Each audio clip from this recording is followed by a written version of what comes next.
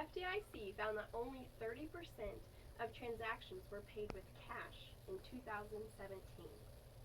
This can be contributed to the increased use of debit cards and digital payment systems like PayPal, Venmo, and e-wallets. Though these non-cash payment methods are often convenient, the increase in popularity threatens a transition to a cashless society. A cashless society is where only debit cards or credit cards, as well as digital payment systems, are used in all transactions.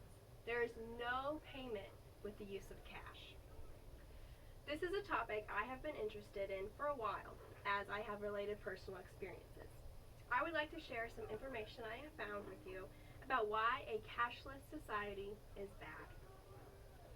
Allowing businesses to prohibit the use of cash as a legal tender has a significant negative impact because it is a threat to privacy and it marginalizes low-income households and minorities. To begin, creating an economy that only uses digital payments is a risk to privacy. Debit cards have full names and are tied to a bank account. Someone can easily access this information and commit theft using someone else's card or by stealing their phone and gaining access to digital payment methods. Transaction history and personal databases are vulnerable to hackers. Personal information such as date of birth, phone numbers, social security numbers, emails, addresses can be leaked and misused. Mary Hu, a reporter in Hong Kong, shared this picture. She mentioned these Hong Kong residents were using cash to purchase tickets for the bus instead of using their rechargeable card because they were afraid that they would be traced back to being involved in the protest, and then they would be arrested. Giving the option to pay with cash allows the consumer to protect their privacy and not have to worry about being a victim to theft. Next, a cashless future inhibits low-income and minorities from having complete ease of access to the economy. In order to use a debit card or some digital payment methods, a bank account and smartphone are required. The U.S. Federal Reserve report on the economic well-being of the U.S. households in 2018 found that 6% of adults, that's about 19.6 million people, do not have a bank account. 14% of Black people and 11% of Hispanic people do not have a bank account versus 4% of white people. 35% of Black people and 23% of Hispanic people have a bank account, but they also use alternative financial services such as money orders and check cashing services, versus only 11% of white people. This shows a significant gap in banking services.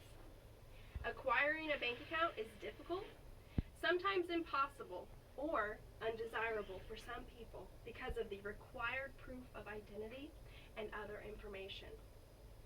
This can include social security, address, citizenship, and email.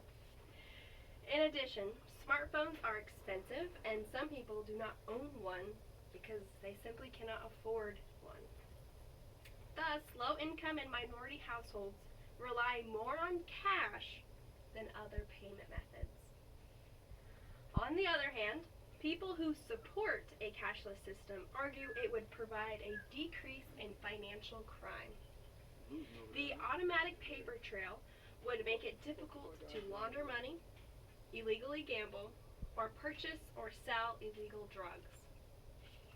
This does sound like a good idea, as hiding illegal money would be difficult in a no-cash economy because there is a record for every transaction. Let me know if you need anything. However, Northrow, a software company which helps its clients lower risk of financial crime, stated there is no proof that digital money would be easier to track because of the complexity of money laundering and other financial crimes. Great. Let me know if you need anything. Also, sophisticated criminals would disguise illegal transactions to be inconspicuous. I hope you take away at least a few things that I have shared with you. Banning the use of cash and transitioning to technology-only payment systems is dangerous to our privacy and excludes low-income and minority communities. Databases can be attacked, making sensitive personal information vulnerable. And bank accounts and smartphones are difficult to have access to, making it hard or impossible to retain mobile payment methods. Ultimately, cash should always, always, always be an option. To close, I would like to urge you to spread this information to friends, family, and neighbors. You can make a simple social media post that informs your friends and family, or even an in-person conversation works. Also, you can contact your elected representatives. San Francisco, Philadelphia, and New Jersey have all banned cashless stores. Your city or state can too. Do you have any questions? All right, great. Well, thank you for your time.